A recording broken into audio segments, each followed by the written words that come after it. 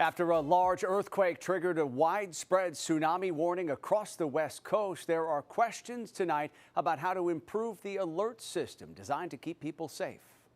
There's plenty of people yesterday that received an alert that did not need to evacuate, but they still got a tsunami warning on their phone.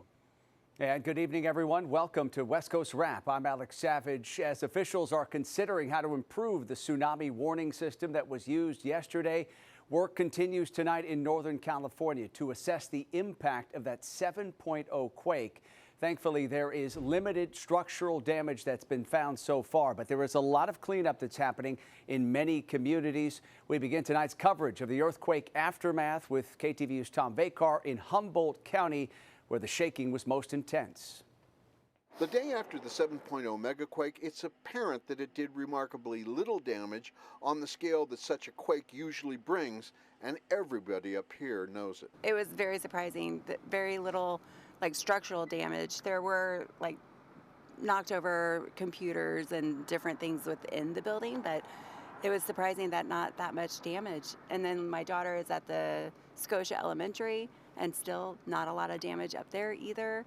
My other daughter, Fortuna, not damaged there. At the Farmer's Daughter Emporium in Ferndale, today was back to normal business. Thursday morning, it was anything but, as the inventory fell to the floor, a lot of it damaged or broken, ending the business day, but with no one injured and the building fully intact.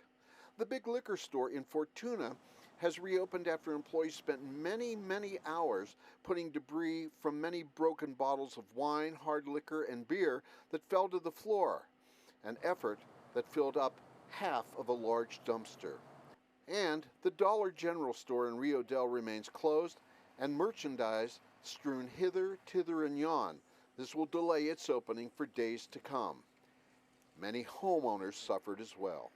My home was not as bad as the last two we had 2 years ago, but still everything was broken. TVs, dishes, everything was broken again. But in all, it could have been much worse. We really lucked out. It was a good day today for, I'll take a 7.0 earthquake like that any day of the week if the damage stays where it stayed today. Now, while we said that damage to structures and infrastructures was minimal, it doesn't mean there wasn't any. One of the best examples right here on Blue Slide Road. Crews were out filling cracks in the asphalt of other roads to keep the coming drenching rains from weakening and undermining those roads. In Rio Dell, a building housing a sports goods store lost only one of several large plate glass windows. That's a simple repair, but a series of long, deep cracks in the old building it resides in could turn out to be very big deal structurally. Scary, but not as awful as a Christmas destroyed 2 years ago, right here. We were all really scrounging for good feelings, I feel like, 2 years ago, and just trying really hard to make sure it was still nice, but I already feel a lot better this time around. Nice that it didn't ruin the holidays. Oh my goodness, yes it is. Yes, sir. Tom Vakar, KTVU, Fox 2 News. And that earthquake prompted a widespread tsunami warning for millions of people all across the West Coast. It was canceled about an hour later, but not before causing a lot of panic and confusion. And tonight, officials at the Tsunami Warning Center in Alaska say they are taking a closer look at how that alert was sent out and considering how to improve the system. I talked earlier tonight with the center's tsunami warning coordinator, Dave Snyder, who explained that he and his colleagues were concerned about the size of this quake and its epicenter just off the California coast. We get really interested in earthquakes that are higher than a 7.0. In this case, that's what we initially analyzed the earthquake to be. As we got more information, we understood the earthquake to be a slightly lower magnitude there, eventually settling on 7.0 with the information provided to us later in the event from the USGS. And that takes time to get that type of information. But another critical piece came in, allowing us to understand the motion of the Earth under the ocean. And instead of a mega thrust type earthquake that we've seen from Alaska, like in 1964, we understood this earthquake to be more that side to side or strike slip motion there, telling us that there likely was not a great threat for an impactful tsunami across the coastline. But we still needed to monitor that. We watched for water to come into the deep ocean and reporting of tsunami buoys there that indicate and confirm a tsunami's existence over deep water. And we monitored coastal water stations to detect that. And we did detect a tsunami in Arena Cove there, California. Two peaks, one at 5 centimeters and another at 9 centimeters, telling us there was a wave generated from this event. Some people may be looking at it today and wondering, did this tsunami warning need to be as broad as it was? Did it need to go out to 5 million people all along the California coastline? That's a great question, and it's the same question we're asking today. And we are actively working on setting new requirements for improved service. One of them addresses how much and how the alert system works. We know we need to work on those improvements and constrain the amount of people that receive those alerts. There's plenty of people yesterday that received an alert that did not need to evacuate, but they still got a tsunami warning on their phone. Ideally, we would only message the folks that are in the hazard zone for tsunami. That is certainly not the breadth of people that received that warning yesterday, but that's a lot of work. That's a technology requirement, and that also includes a lot of work with our partners. And do you worry at all that they're not going to take the next tsunami warning seriously? That's always a risk every single time. And so I would remind folks that we did measure a tsunami yesterday. A tsunami occurred with yesterday's event, however small, 9 centimeters. But consider that on a planetary scale. A significant amount of water was moved yesterday, and thankfully it was not impactful this time. The next time we may not be so lucky. It takes a lot of science, and it takes time to understand that process. And Snyder also told me a large-scale tsunami is very possible along the West Coast, and he's hoping that yesterday's event will serve as a reminder for people to be prepared for an emergency like this one and to learn whether they are in a tsunami hazard zone. USGS scientists in Vancouver, Washington are trying to get new seismic movement trackers up to Mount Adams, the largest active volcano in the state. The equipment detects even the smallest of volcanic rumblings. For example, trackers on Mount Baker, more than 700 miles away, picked up on yesterday's magnitude 7 quake off the California coast. The team redirected their seismic equipment installments to Mount Adams after they spotted some unprecedented activity a few months ago. We had 6 earthquakes in the month of September, which was different because normally we generally see 1 earthquake every 2 to 3 years. So it just piqued our attention. The equipment they want to use was supposed to go on Glacier Peak last summer, but the installation was paused after an issue with a helicopter contractor. USGS says they're trying to get the seismometers installed once snow melts away from Mount Adams, which then they can easily access by road. Now we turn to Arizona, where the woman known as the Doomsday Mom will be allowed to represent herself in her upcoming murder conspiracy trial. Lori Vallow was found guilty of murdering 2 of her children in Idaho back in May and was sentenced to life in prison there. She's now charged in the death of her former husband in Arizona. The judge granted her request to waive her right to an attorney, and yesterday she was determined to be mentally fit to stand trial. In Southern California, some students are now suing the Riverside School District over T-shirts that express opposition to transgender athletes in girls' sports. This week, dozens of students at Martin Luther King High School wore shirts reading "Save Girls Sports." Some students were told to cover the slogans with tape or face dress code violations. This comes after a 16-year-old girl says she was demoted from co-captain of the cross-country team in favor of a transgender student. Having my daughter come to me and just wrap her arms around me and just say, "Dad, I don't understand." It's heartbreaking. The fact that she was displaced by a biological male who did not meet those varsity requirements, that's not fair. It violates Title IX.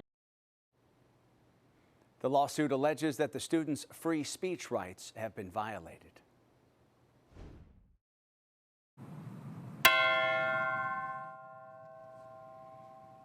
The University of Nevada, Las Vegas is honoring the lives of the 3 professors killed in a campus shooting 1 year ago today. A gunman shot them inside Beam Hall back on December 6th of 2023. The shooter was later killed during a gun battle with university police officers. Leading up to the anniversary, UNLV has unveiled several murals and awarded 3 memorial scholarships to students in the same fields as those professors.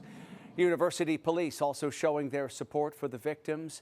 All university police officers will be wearing special UNLV Strong memorial patches all throughout December to honor the professors who were killed. The department says the patches also serve as a tribute to the strength and resilience of the university community. Tonight, we're learning more about the victims of this week's boat capsizing off Alaska's coast. Alex Zamantakis grew up in Magna, Utah. The 28-year-old had been working as a fisherman and deckhand for the past few years. His father says the family is devastated that the official search for victims is now over. Just don't imagine losing one of your sons like this. I got 3 boys and 1 daughter, and Alex is my youngest. Another missing crew member, Jake Hanna, was from Coos Bay, Oregon. Family members say the 22-year-old built his first boat at the age of 7 using branches from cedar limbs. His mother says a fishing career helped him battle problems with drugs and alcohol. He FaceTimed me and he says, "Hey Mom, guess where I am?" I said, and then his friend came in the picture. I said, "You're in Alaska." I said, "You were supposed to tell me." He says, "But you wouldn't have let me go." He always had his whole family around him, trying to make sure we could pull him back from the dark side, and Alaska's what pulled him back. Another person on board that boat has been identified as E.G. Salaya of Las Vegas. Coast Guard teams searched for the fishing vessel's crew of 5 for nearly 24 hours. They faced heavy snow and wind gusts up to 60 miles per hour during that search. The boat capsized on Sunday southwest of Juneau. 7 cold water immersion suits and 2 strobe lights were found in the search area, but there were no signs of any survivors. Coming up on West Coast Wrap tonight. It's pretty sad because nobody has, or the young kids don't have anywhere to race. Safe, high-speed thrills going away in Southern California. Tonight we'll have more on the concerns that are mounting about how these daring stunts with cars may wind up on city streets.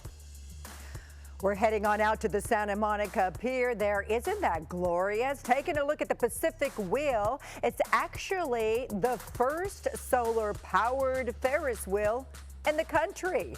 Why Angelinos will be flocking to the beach there this weekend. We have the weather forecast with your West Coast Wrap forecast. Yeah, that sounds like a good place to go this weekend. Looking forward to that, Roberta. Also coming up tonight, people are not seeing as many monarch butterflies as they used to in one part of California. Tonight, wildlife experts lay out why this could be a real problem. Today, doctors confirmed Arizona's first human cases of bird flu. Health officials say the 2 cases involve people who were exposed to infected poultry while working at a commercial facility in Pinal County. At least 58 people here in the U.S. have been infected with bird flu. Most of those patients are farm workers who became mildly ill. The virus is extremely deadly for birds. And the U.S. Department of Agriculture now has ordered that some raw, unpasteurized milk be tested for bird flu. The new testing program is being launched in 6 states, including California, Oregon, and Colorado. Officials say they need to better track the spread of bird flu in the nation's milk supply and in dairy herds. The upcoming closure of a Southern California speedway has some people concerned that they'll start seeing more street racing in their neighborhoods. Fox 11's Ed Lascos has more tonight on the large crowds showing up to the track. It's a night of revving engines, smoking tires, and lots of emotion. First, sadness as the Speedway is now on its final lap, and then there is concern that as the Speedway closes, it could drive all those hot rodders out onto the streets for their takeovers. To the pit we go. Watch. Thursday Night Thunder for the very last time. Everyone comes from everywhere, local, IE, Valley, Compton, all around. We all come get together, come have some fun. High-speed thrills, that's what the Irwindale Speedway is all about. From the drag races to the pit with its spinning donuts, 25 years of racing excitement here, now all going up in smoke. To see how passionate they are about, they get excited, and you can see how they get into every single turn. Yeah, it's a super good time. And now it's going away. Yeah, forever. Some even bringing their grandkids for one last look at the Thursday Night Thunder as the legendary Speedway is now on its last lap. It's pretty sad because nobody has, or the young kids don't have anywhere to race. So that means they're going to be doing this down the streets. The Speedway set to be bulldozed over, an industrial park with all its warehouses taking its place, shutting down one of the last legal spots for the hot rodders and their takeovers, threatening to steer all of this out onto the streets. You see all the cars here, they have nowhere else to do it, and just Fontana closing too. I mean, it makes it just more prone to the streets, you know? Like, it leaves us like no choice. Dangerous. Yeah, no, it is. It's endangering other people for no reason. Reason enough to be concerned, very concerned. This Thursday night thunder could move into your neighborhood like an incoming storm. It's most definitely all the street takeovers and everything is it's just gonna increase. That's why a lot of people have been coming here. They've been trying to get out of those streets, and it sucks that they want to take it away from us. You know, like we're trying to keep people away from all that danger.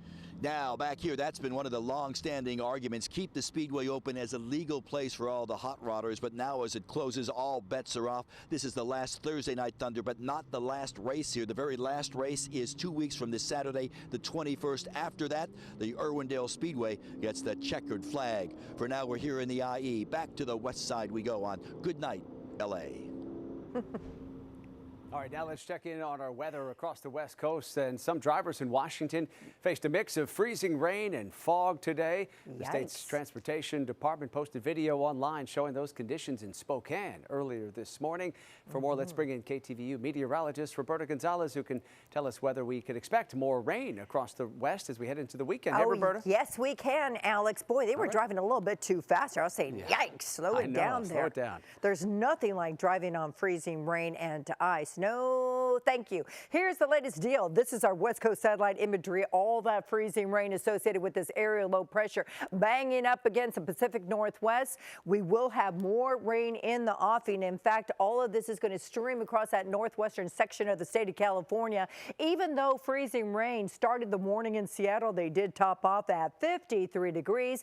That's above the average of 51. Now, the Seahawks from Seattle traveling to Glendale right there at State Farm Stadium for Sunday action against the Arizona Cardinals. Today's high temperature in Phoenix, which is just about 9 miles away from Glendale, 79 degrees. Meanwhile, see these high thin clouds in the San Francisco Bay Area? Those clouds all associated with the swath of cloudiness to the north, bringing that freezing rain and rain showers to the Pacific Northwest. San Francisco today, a lovely 67 degrees when the average high is 59 degrees. And the warmth continued in Los Angeles and Southern California at 76 degrees when the average high temperature this time of the year is right around 67 degrees.